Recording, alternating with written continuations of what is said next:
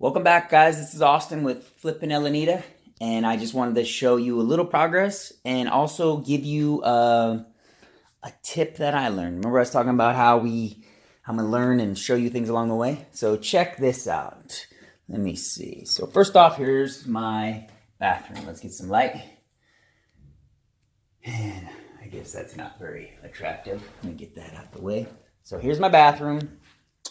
Got my chrome accent door piece, little chrome accents. I went with a little subway tile, keep it clean, keep it simple. Shower, rainfall shower head, window, and I got a little cool looking vanity, kept it clean. I still got to put the light up.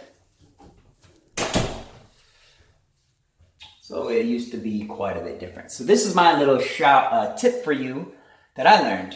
So I went with the glass doors, which of course gives a bit of elegance and upgrades the bathroom. So check this out. This is where I screwed myself, and don't make the same mistake. You know how people like those little, what is that called, a step? Don't do it. So what I did is, on a flip, you want to save your money and try to be thrifty, I guess is the word. When you put the step, I had to add another piece of glass.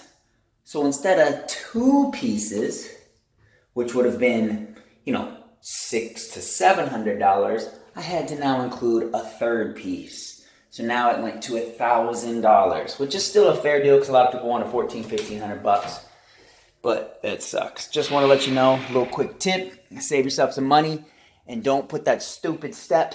I guess it's not that important. Plus, if I didn't add it, it would have made the shower bigger. But that's just a little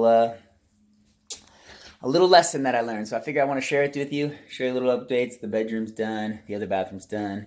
I'll do more videos, but I just wanted to give you a quick little tip that I learned. So pass it along, and hopefully you learned something from my mistakes. Talk to you guys later.